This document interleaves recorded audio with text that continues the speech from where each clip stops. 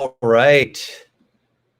Hello, YouTube and LinkedIn. So good to see you this week. I am super excited to have a very close friend and guest, Nettie Nitzberg. Hi, Nettie. Hi, Michael. Great to be on. Great to see you. I'm excited about today. Same here. I think talking about the Great Resignation is really going to resonate with a lot of people today.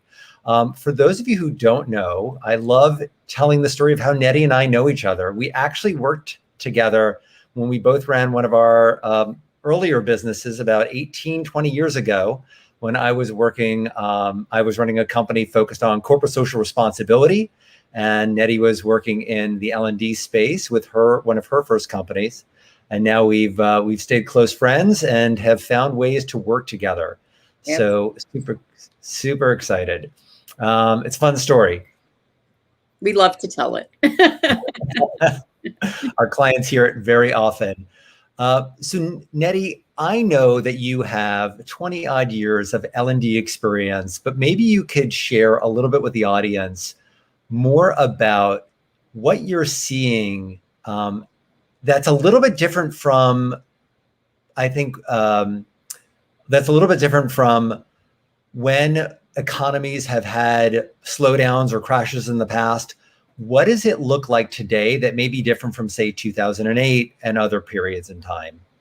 Well, great question. I would say that some of the biggest differences that I'm seeing, number one, are these small startup companies that are just coming out of like venture funding or think tanks, things like that are rapidly growing. They have an idea, they're using that technology to get into different parts of the industry or becoming a unicorn within that. So that would be one thing I'm really seeing.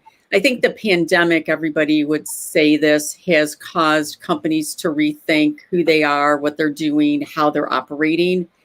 And even throughout the pandemic, many of these companies have figured it out and they're exploding, or their technology has been helpful because of the pandemic. I think another thing that we're seeing too is because of the pandemic, and now people starting to go back to work and life getting, not back to work, back to the office. I hate when I say that, is that people are rethinking who they're working for. And is this the right place? Maybe the organization didn't get on the train and do great things during the pandemic, or that the culture didn't change, or now's maybe a time to move companies and do the next big thing because they've had a lot of time to think about it. And people are getting used to working at home and I live in Boston and don't want that commute into the city that's an hour or 2 hours. So I would say those are some of the biggest things that I'm starting to see right now. Yeah, I think the technology from where it was in maybe like 2008, 2009, when those of us who are working with our teams remotely were dealing with Skype and GoToMeeting, though those technologies still exist today, they're showing up so differently. What Zoom and some of the integrated technologies are allowing us to do is really collaborate in a way that I think is truly exciting. You talk a little bit about people obviously being on a bit of even footing from the pandemic. Basically, everyone was forced to be at home. Yes. So it felt very even and very equitable. But now there are organizations that are trying to return to the office in a way that may not feel as familiar as it had a year and a half ago. What do you think the opportunities are for those of us who are have more years behind us in our career? So we have a bit more stability. What do you think the opportunity is for those of us who are a bit more seasoned? I think the opportunity, from my lens and perspective, is I've always had a home-based business. So obviously for me, the pandemic didn't change much and my partners work in New York. But I think that we've figured out how to manage our time, how to connect with people online. how to create networking and connections when you're working out of the house. And I think those learnings can be passed on to newer employees who are struggling, who are, living with 3 roommates and figuring out how to do work when 3 of them are in their home and can't go to the office. So I believe that there's a lot of lessons to be learned from those of us who have more experience, who have kind of seen industries change and work change here and there, and have managed to, get on this roller coaster and survive in it. Yeah, it's an interesting perspective. I think that when companies have offices in disparate parts of the country or in the world, this even playing field where technology was something that they were using anyway, can now create an interesting dynamic, right? There's opportunities where people in Europe were already dealing with people in the US. They were all, already trying to perhaps manage their travel budgets in a different way. Yeah. But are you seeing clients kind of having this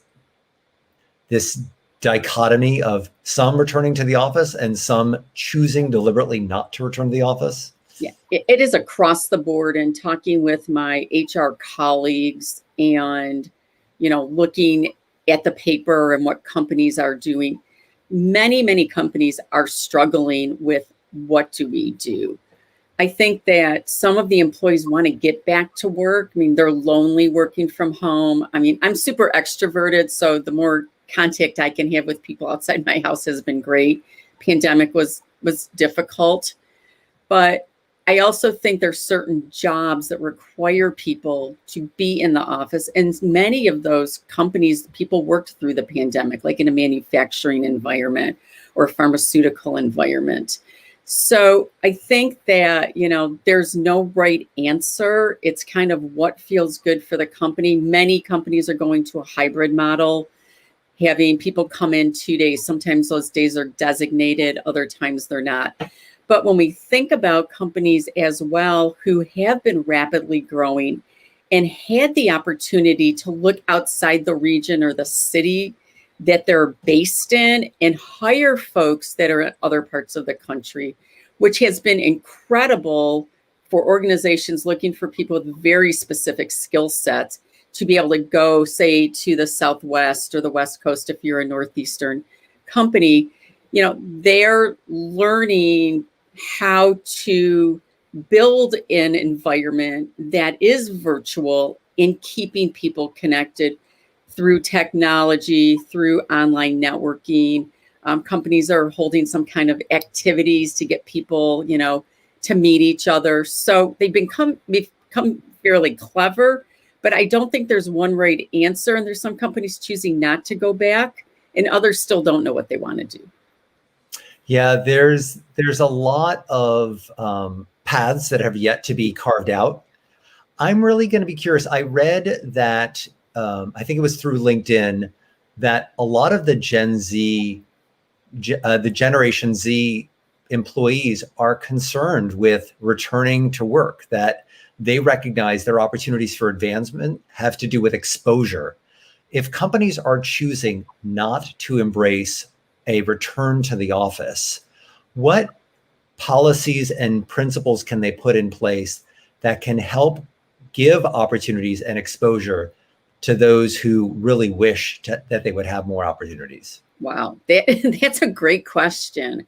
What comes to mind are a couple of things. One is helping managers to manage remote and virtual teams. And some training is involved in that. Like, how do you run effective meetings? How do you coach and develop somebody who's not sitting next to you in the office? How do you make that time to connect with people within the organization? Mm-hmm. And I think that part of that also comes in having those conversations with your direct reports on a weekly basis, not waiting a couple of weeks to talk to them, but ensuring that that connection is going on continuously checking in, scheduling those not only one-on-one meetings to go through the tasks and responsibilities, but scheduling those coaching calls to really talk about where somebody is and where they want to go. And it's more important now than ever to have managers recognize that that is such a critical part of their job, that people management part of it, and to create that time and calendar that time and not cancel those meetings, as well as networking people throughout their organization and creating those internal connections that can also help people be exposed, like being an internal sponsor. Yeah, the tell, teach, coach model can be a little bit challenging for new managers because they're used to doing it themselves. So will often tell their counterpart or someone on their team what they would do instead of trying to teach them along the way or coach them. And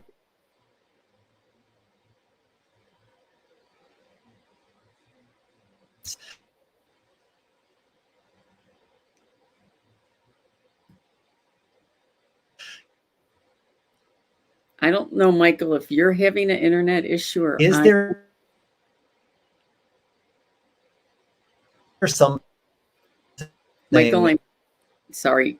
Michael, I'm hearing like every 10th word that you're saying. So I am so sorry about that. We had a little technical glitch here in Manhattan. But I'm sure there are many parts of the country that have their moments. Yes. Did my question come across? I'm so sorry. I'm sorry. I think I heard about 5 words in your question. That's perfectly all right. I was mentioning a little bit about tell, teach, coach, how young leaders may just not be attuned to the way in which they can foster growth among others. Is there opportunity for organizations to look at development programs as a way to augment the hybrid environment and to help encourage growth in a way that they may not have seen before? Absolutely. I know many companies that are hit actually once the pandemic occurred and people were forced to work out of their homes, that they did create workshops and programs, some toolkits to help managers run effective meetings, number one, help managers to understand where their responsibilities lie and what needs to be maybe moved up as a priority. And I know that we have worked with companies in helping them think through some of this as well. What's the best technology to use? There's collaboration tools and how to think about what's out there to make their jobs easier and more effective in this environment. But it's also a lot of awareness that especially new managers need to put themselves into the individual contributor role. Like think back to, as an individual contributor, what would I want from my manager? And then also to seek out senior management and leaders within an organization to help you do that. But there's a lot of stuff online, and there's many things that can be brought into the organization to help these managers work in a hybrid or in a virtual environment and be very successful. That's really wonderful to hear. I think that there's a big challenge with individuals and organizations around building trust. Mm-hmm. We would often talk about those moments before the meeting, those moments walking the hallway are the opportunities for people to observe behavior and to build trust, because it's truly not talking necessarily about work or experience, but learning about the deeper person on the other side of the table or sitting across from you. Are there ways in which organizations can try to build trust in a hybrid environment and create a bit more equity? Yeah, there's a couple things that come to mind. First is actually having team meetings that you don't talk about work, where you get the individuals on the team to share their homes, share their dogs, share their animals, share their kids. We've all gone into people's houses much more than we ever did before and are getting more and more comfortable about that. There's also programs that can be brought into companies. Saterman Connect has created a program called Get Connected, which is a super fun virtual networking program that allows so new hires or teams, individuals to get into a Zoom meeting and go into breakouts and ask questions that get you talking and storytelling about yourself around things that you typically wouldn't talk about when you're first meeting somebody. You know, questions such as, you know, what would your best friend say about you? Or tell me something fun and exciting about the place that you grew up.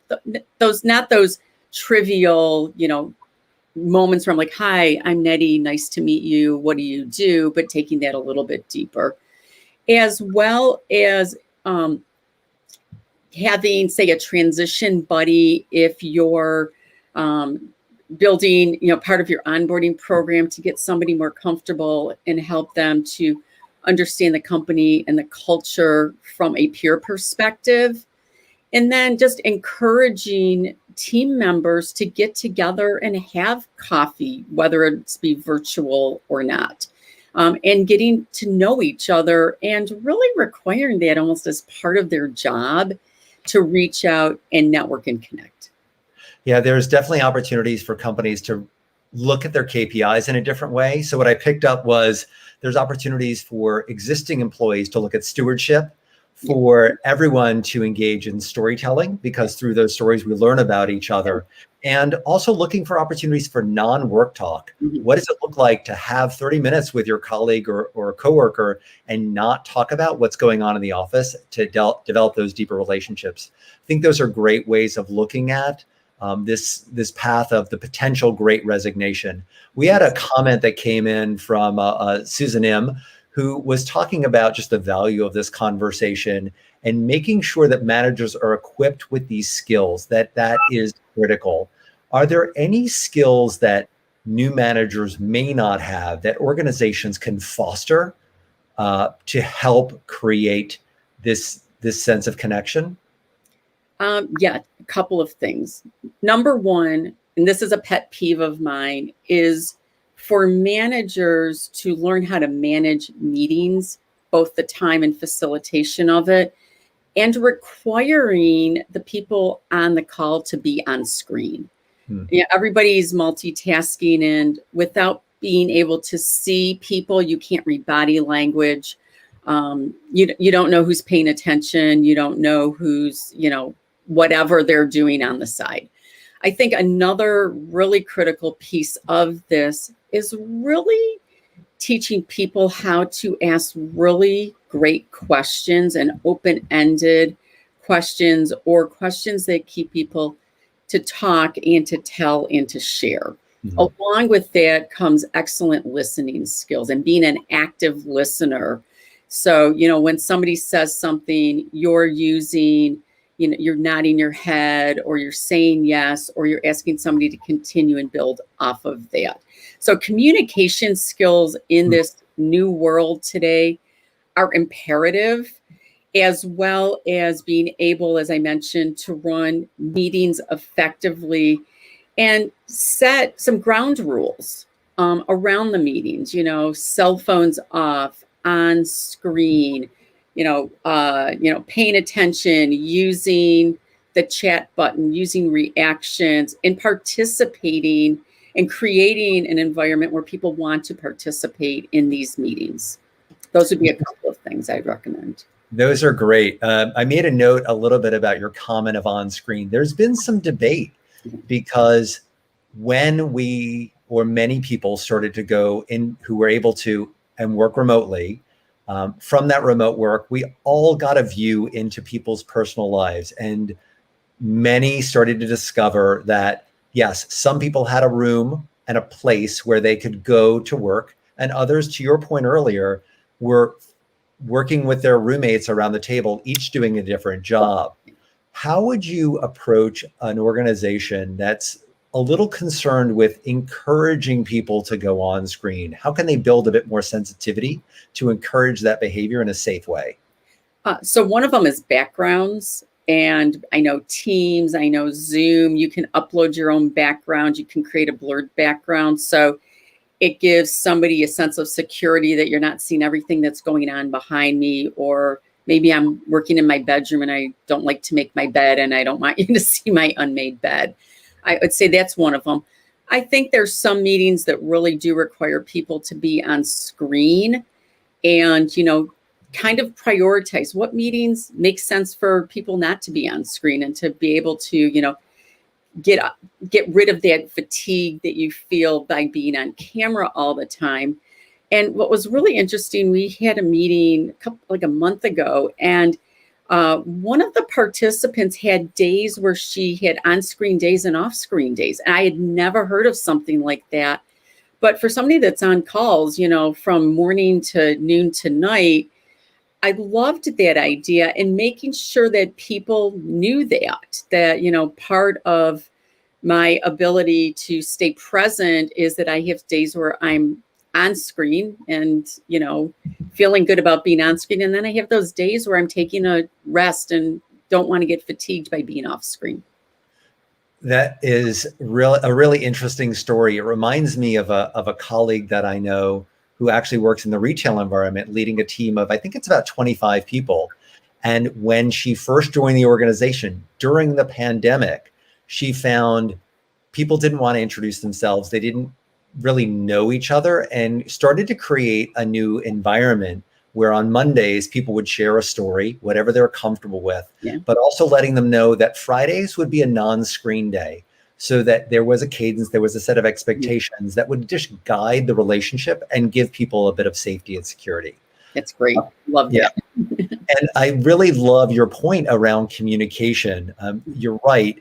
Better questions lead to better conversations and better engagement, but also staying present and stopping the talking and listening to the answers that people are giving gives you an opportunity to just hear people out and start to create dialogue and engagement.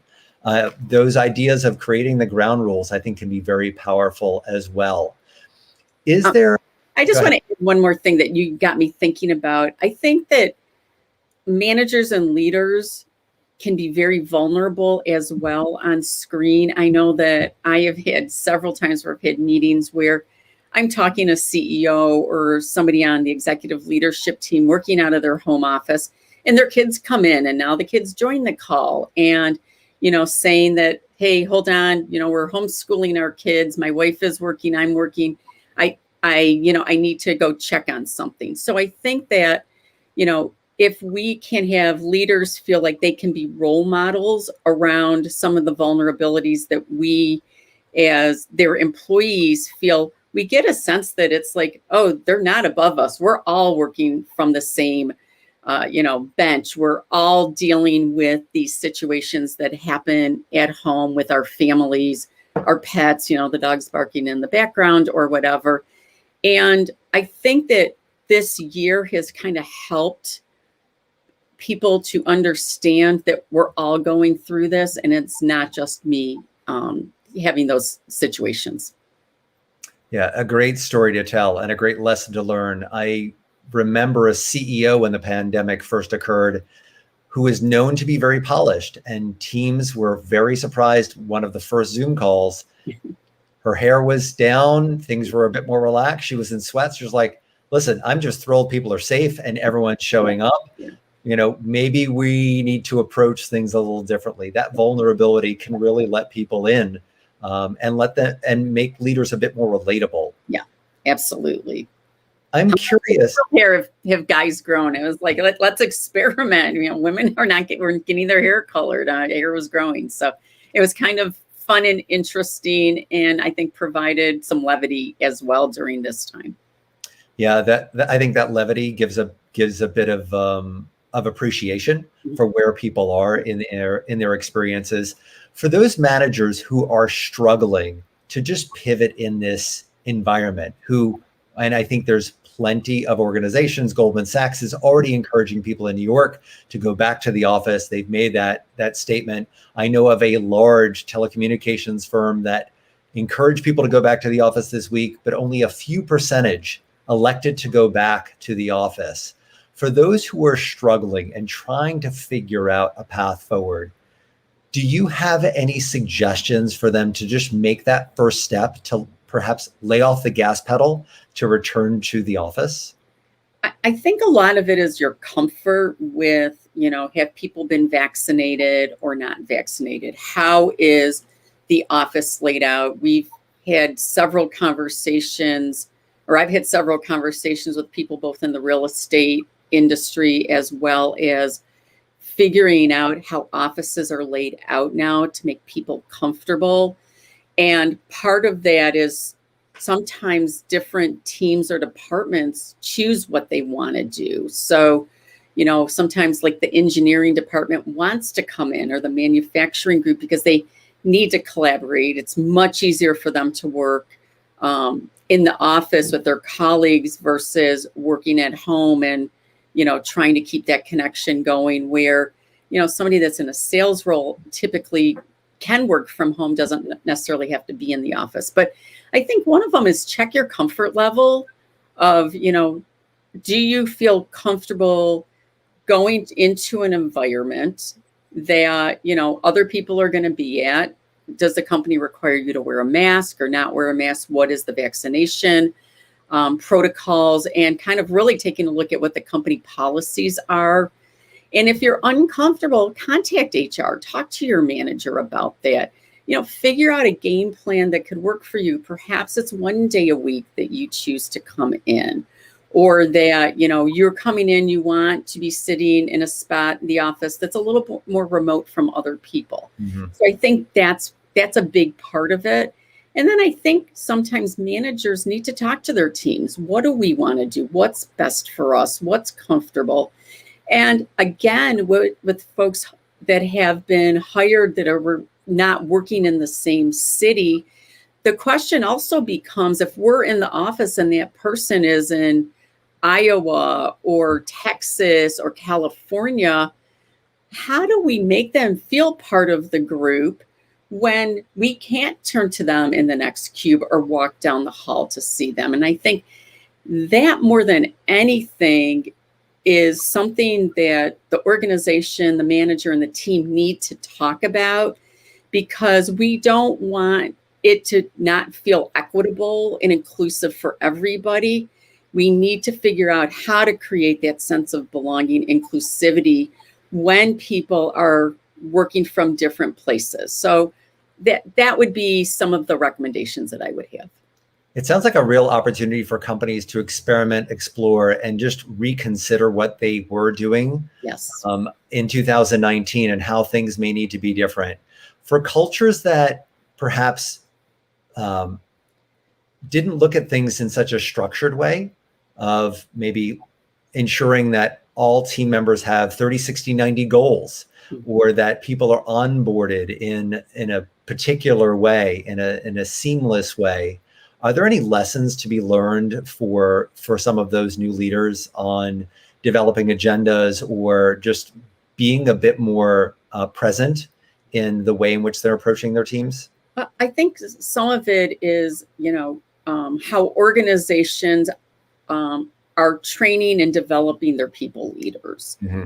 And, whether they have a management development program that they do inside the organization, or they're sending somebody outside. I think, the executive leadership team at these companies, number one, needs to, help to guide managers. And, as an organization, we're developing our KPIs or our OKRs. We are cascading them down to senior leaders cascading them down to managers cascading them down to their individual contributors, to create these metrics to be measured on. And then also from a performance development perspective, along with HR, what are we requiring managers to do? If you have an HRIS system, are those goals and development goals being put into the system? And are we making sure and checking that managers are having those ongoing conversations, that it's just not, at the end of the quarter or midway through to the performance review at the end? That needs to be ongoing. Mm-hmm. That's creating a a culture of coaching and development within the organization. And then the other thing you asked about onboarding is really, what are our onboarding practices? You know, the pandemic just created havoc around that for companies trying to figure out not only how do we hire, but how do we connect new hires within the organization. And I think that's where they're seeing some of the greatest challenges. People don't feel connected. They're leaving the company. They've had a bad first impression. Like, you really didn't think about this.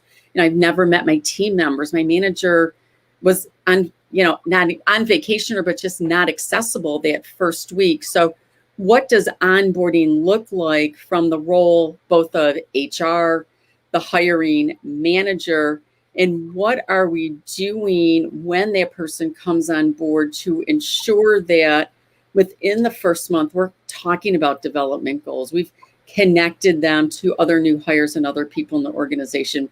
We've thought about the stakeholders that they need to speak to, and we've arranged those conversations maybe on a listening tour of, coming up to speed on your job.